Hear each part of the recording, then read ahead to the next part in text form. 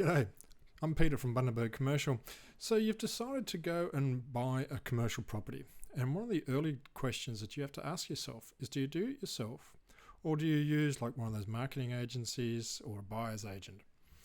That's the topic that I'm going to have a look at this week. And there's a few interesting slants on that. So hang in there and we'll go through the key points on how to identify a good one for you and whether it's an option that you want to look at all or not.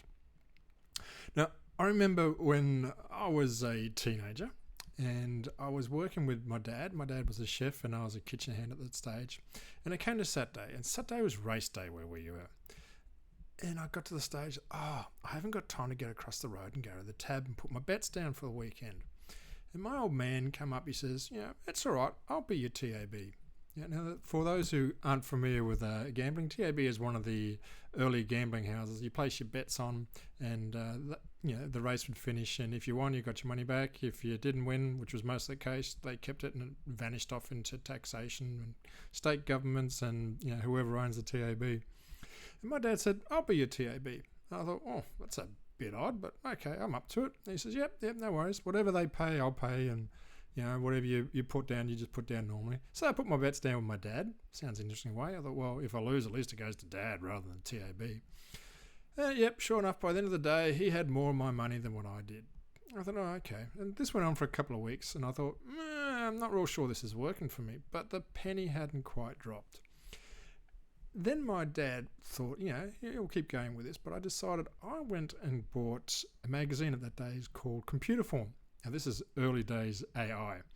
Now, this was a book put out each week by an organisation that used computers to pick the winning horses. I thought that's the way to go, because obviously I can't pick one end of a horse from the other end. Sure enough, so they were the ones that I betted on, and my dad still cleaned up. And he sat me down at the end of a couple of weeks. He says, "You just not got no common sense, son." He says, "You're not realising what's going on." He says, "Whenever you want to do something, there are lots of people who are happy to help you and make money from you doing it." So in this particular example, the TAB is happy to help me put my money on horses, and they make plenty of money doing it. The Computer Form magazine, they were happy to take my money and help me put some bets out, and they were making money from it. And that lesson sort of stuck with me for most of my life. And I think that's applicable in when you look at who you use to help you. For argument's sake, I am a commercial seller, or I help commercial sellers. I'm a commercial real estate agent and business broker. Now, there are buyer's agents who work with yourself as a buyer, potential buyer, assuming you're a buyer.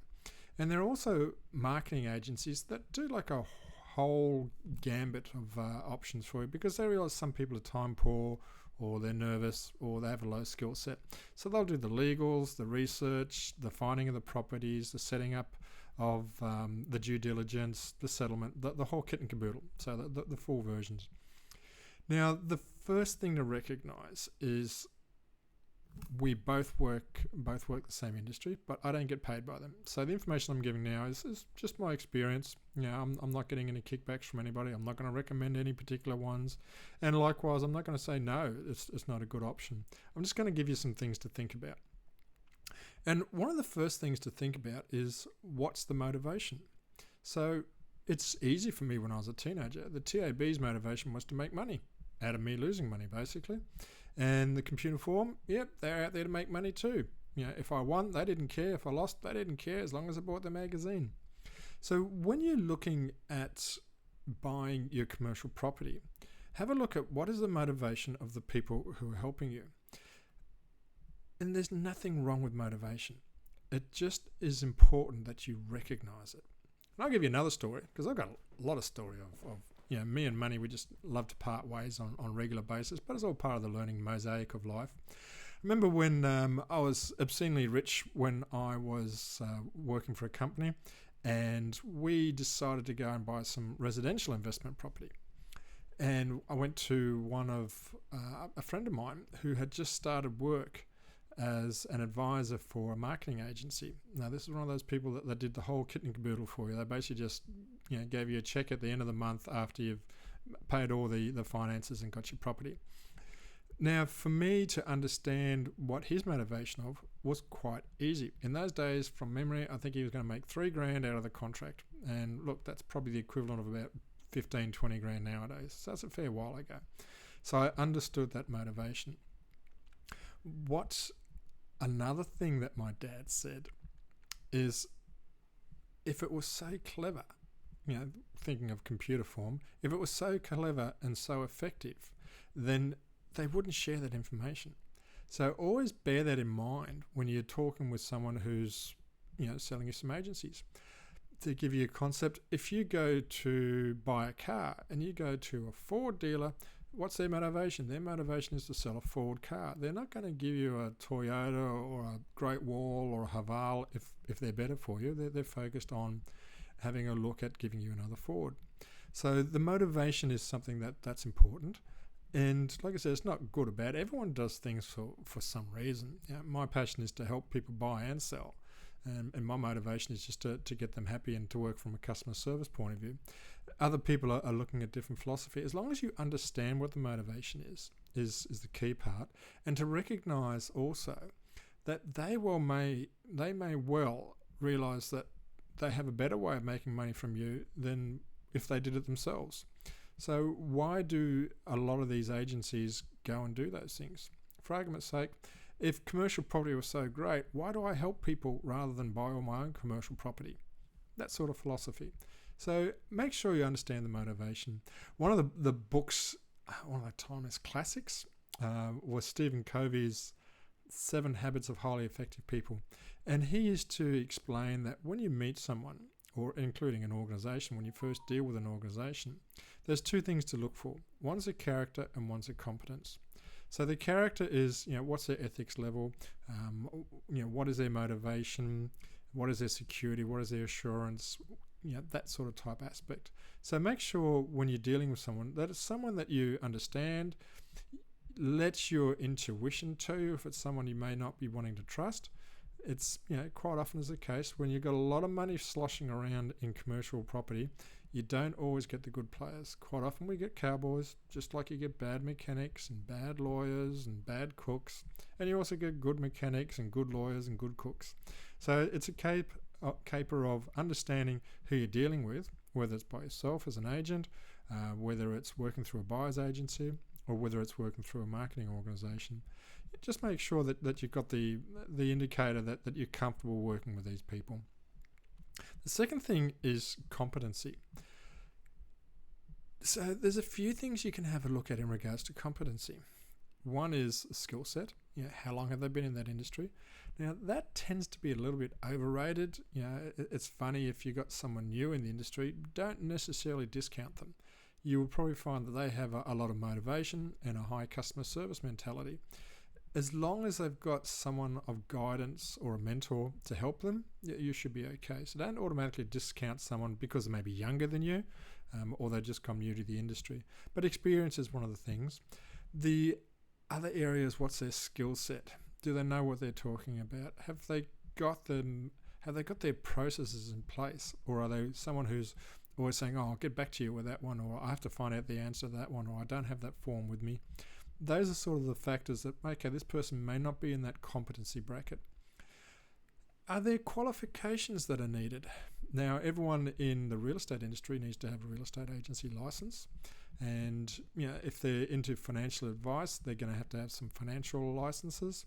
So don't be shy to ask them what, qualifications do they have. For myself, I've got a Bachelor of Business as well as a Master's in Leadership. These bode very well, in particularly with my business clients when I'm looking at buying and selling their businesses, because I actually understand what's going on with their business. In a commercial property, like I said, the real estate license is probably the main thing that you need to work with. Now, whether you use one or not, there's a couple of stories. I like to recommend that you find someone who's used that agency, for want of a better word, and who has used them for quite a while ago, because commercial property is a long-term investment. You don't buy and sell like shares. And one of the damages that I see quite often is I've seen agencies pop up, do a lot of work. They're really slick with their marketing. I'll give them full credit. They're all very good with their marketing. They get people in, they do the seminars, they sign them up. They do a lot of business, and then 2 or 3 years later on, particularly when that first lease is up, is a real litmus test.